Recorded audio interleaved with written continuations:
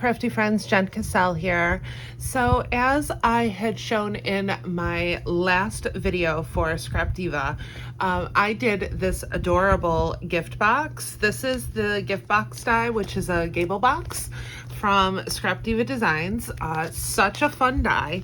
And I did a fun twist on this with a recessed shaker panel.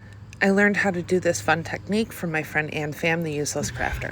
And I'm going to show you how I did this. So let's first start with the die. So on the back here, you're gonna find the actual body of the box.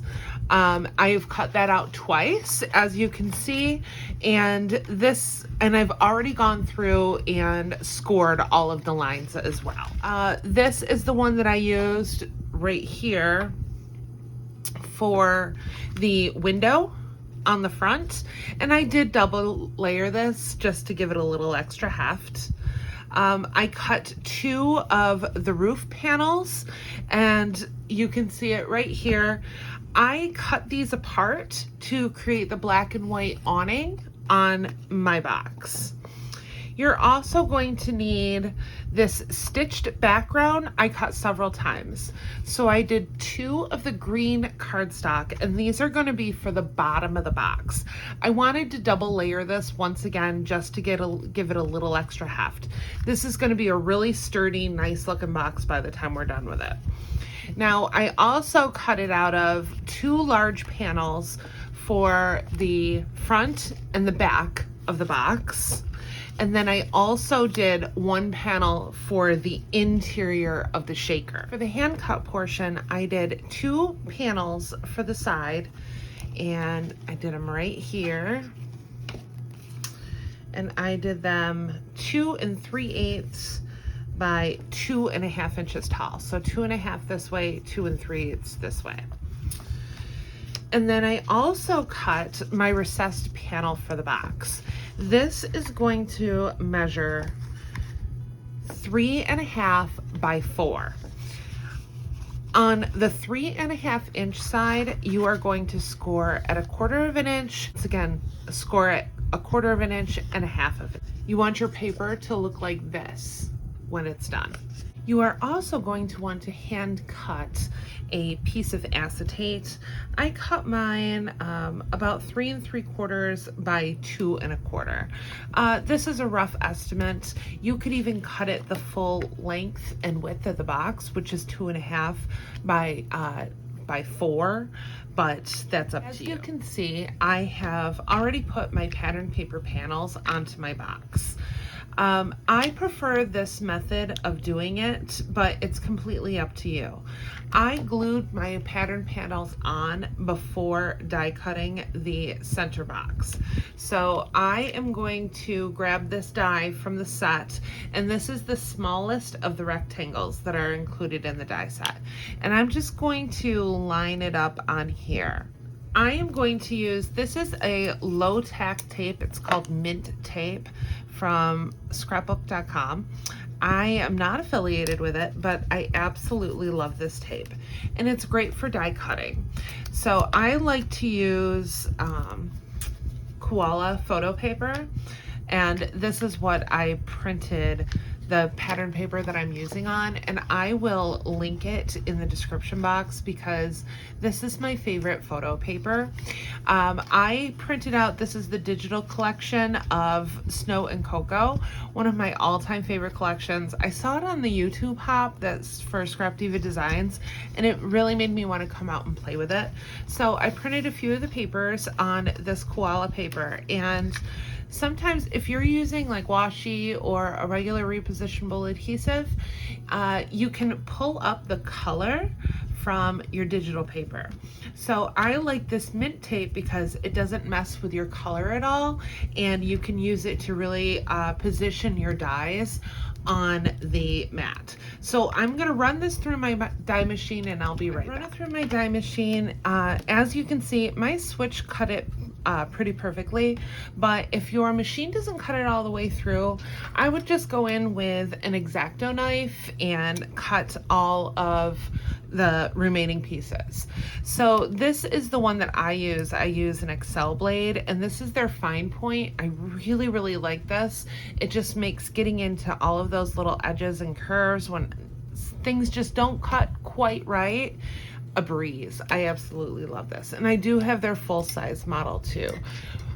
Both of them use the exact same blade, and that's where it's at, but these handles are amazing as well. I am going to flip it over, and I'm going to want to add my acetate panel to the back right here. For this portion, I am just going to cut some of this red line tape. I love this tape, and right now it's currently the only 1/8 of an inch tape that I have, but it's a really good tape anyways if you've never tried it.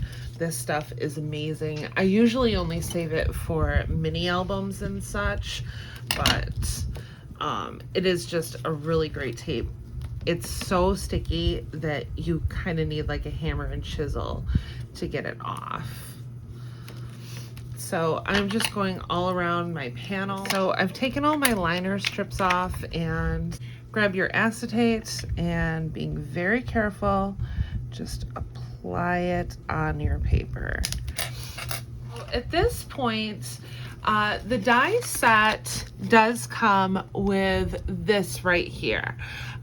This you would use to cut your foam out, or several layers of cardstock to make your actual panel.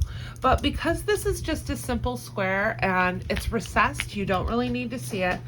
I'm just going to go the easy route. I am just using these 1/4 of an inch strips from Barely Art, and I am going to line that window panel just like this. So now that I have my pocket created, I'm gonna go create my shaker mix here, and this is just one that I had in my stash, and I was gonna add a few different things to make it go a little more with snow and cocoa.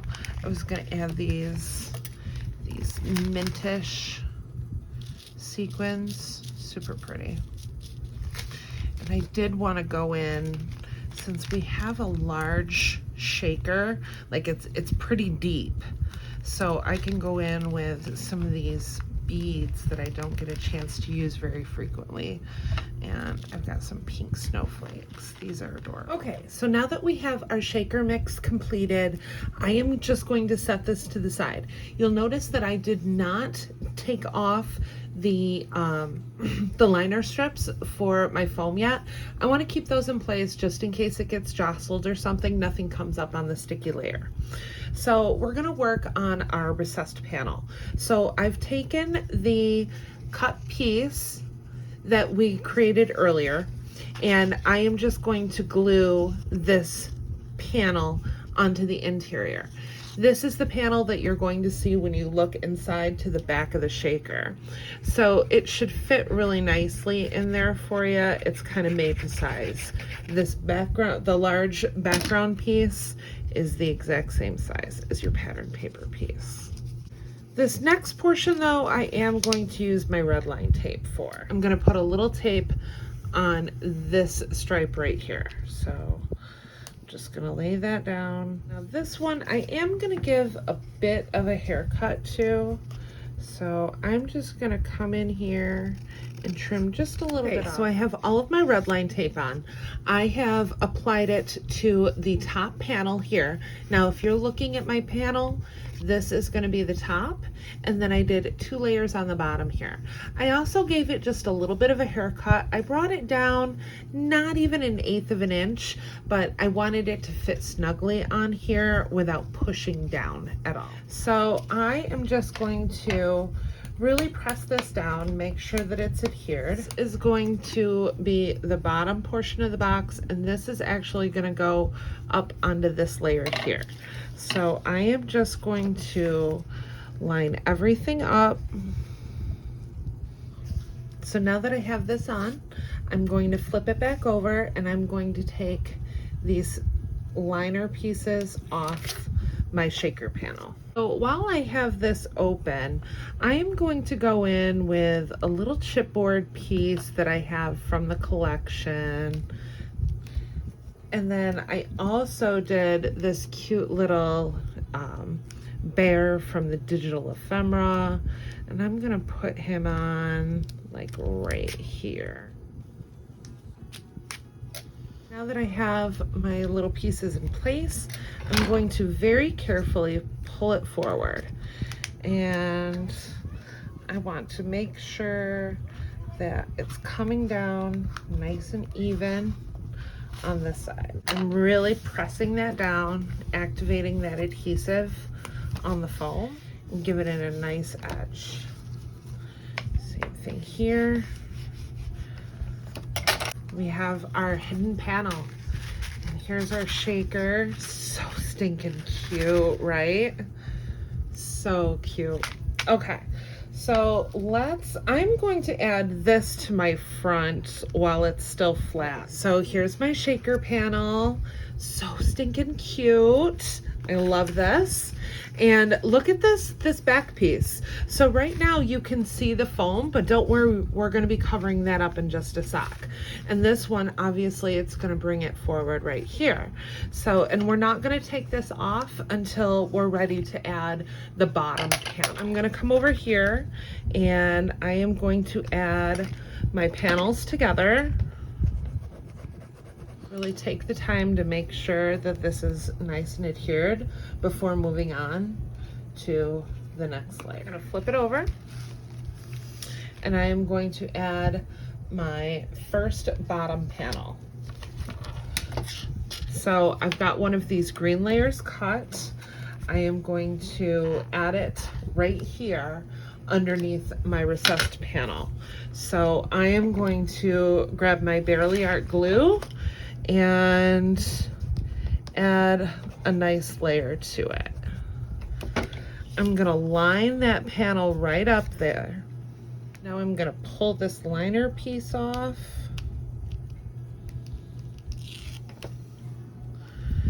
and bring my panel forward. I can go in with my bone folder to give it a good crease. Now I'm going to move on to this panel here, adding my glue. I'm just gonna fold up and bring my panel up. And I know this is going to be a good 90-degree angle for this because I'm using my desk as a guide. Grab my Barely Art again.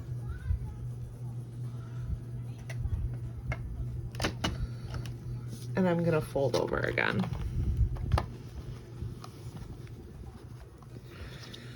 Make sure you're using your table as your guide so that you know you've got everything flat. This is the easiest way to make sure that your box is going to line up.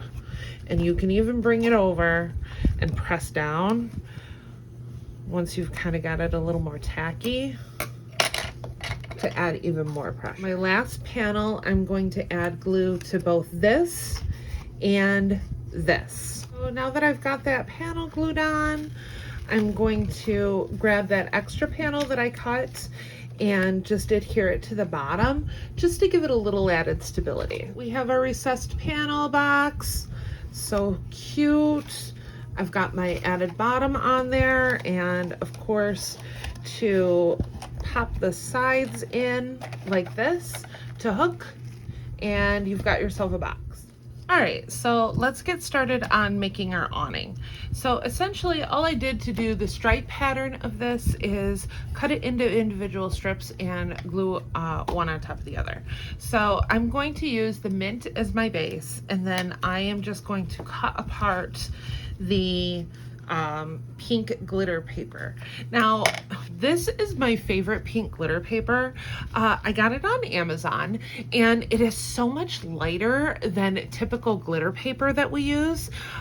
This is really, really thin, and it die cuts beautifully on both your Sizzix or your Cricut. It's a really, really nice glitter paper that I love, and you can find it in my Amazon store. So I'm going to make my first cut, and I'm just gonna follow that score line down. And I chose to do this individually.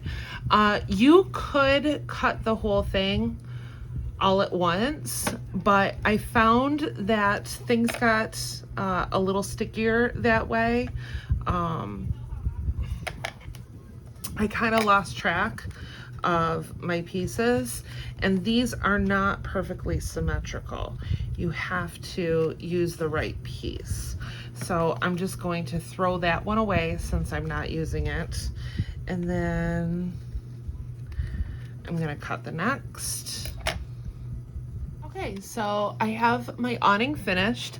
I am going to flip it over, and I am just going to enhance that score line in the back.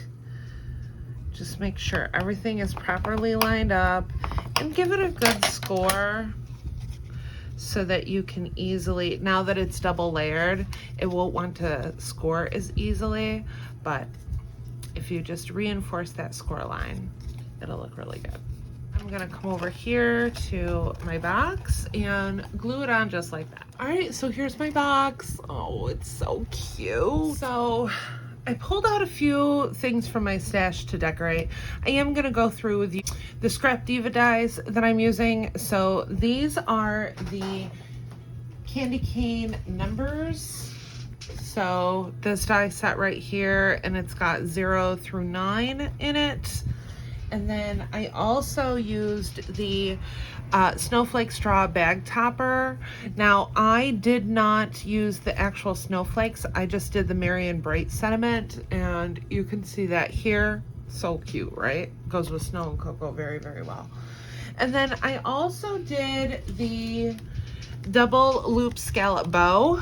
This is one of my favorite Scrapdiva dies. I used to use it all the time before I got the other double loop bow that I love, but I did have a request on how to put this together. If you have any questions or would like to see a tutorial on certain die, leave it in the comment section. I am always looking for ideas and what you would like to see.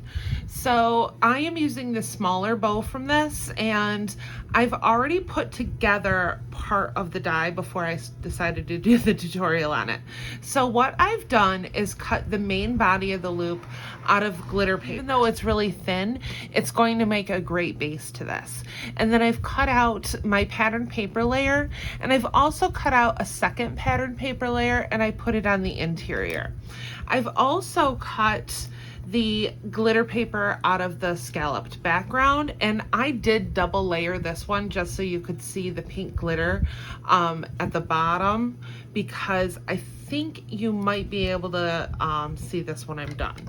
So I'm just going to add my pattern paper, and since I'm using a glitter cardstock, make sure that you're using a pretty generous amount of glue on there, because as you know, pattern paper does not like to stick to glitter paper without a little extra something. I have cut it again so that it looks the exact same on the outside too. So I have my tails done. This is what it's gonna look like. It's the same on both sides.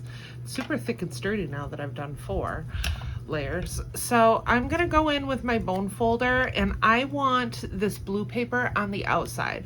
So I'm gonna start folding that, or curling that paper inward towards the yellow side.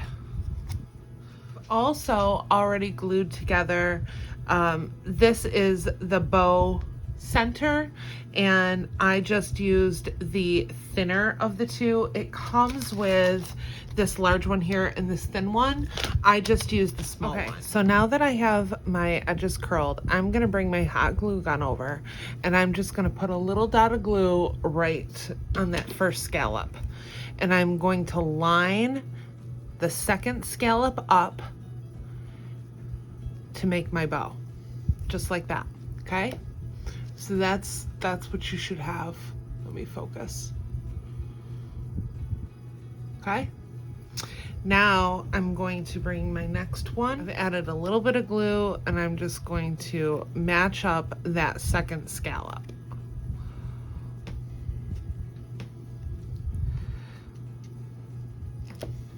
okay? Once again, this is what you're gonna do the exact same. You can either add the glue directly to it, to this portion right here when you're lining up, or add it to the end like that.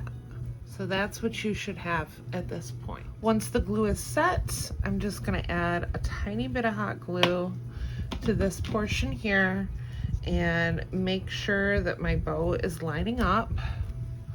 This is what you should have at this point. Now I'm gonna go in. I thought I was gonna do yellow, but I think I'm actually gonna do pink. So I'm gonna flip it over. I was trying to decide which one to use earlier and I didn't know, so I just figured I would glue them together and I would figure it out when the time came. So I'm going to pull this through at the bottom and also at the top, and then just add a little bit of hot glue to your panel. That's what you should have. And this is your bow. I'm going to go through, I like to curl these a little bit just to add a tiny bit more dimension to it. So isn't that cute? Really cute bow. So let me get this decorated and I'll be right back. Oh my gosh, you guys, look at how cute this turned out. I love it. So I ended up using this little resin snowflake on the center of my bow, which I attached just to this front portion here, so you can easily get inside and outside of the box. So, I mean, look at how nice and clean that looks on the inside. Shaker starts to fall apart. Well, it's not going anywhere. Your box isn't ruined, not going to spread, but it shouldn't because everything is glued down really, really well for this. So this is a piece of the ephemera. When I cut it out with my Cricut, I just did an offset for it. I topped it with a couple of these super cute bows that I have in my stash. This is actually a punch, like a handheld punch, and I know punches went out of style a long, long time ago, but there's a couple that I still use all the time that I love. With the snowflake cluster down here, I started with one of those small resin ornaments from Hobby Lobby, and then I added the 25 that was cut from the candy cane numbers.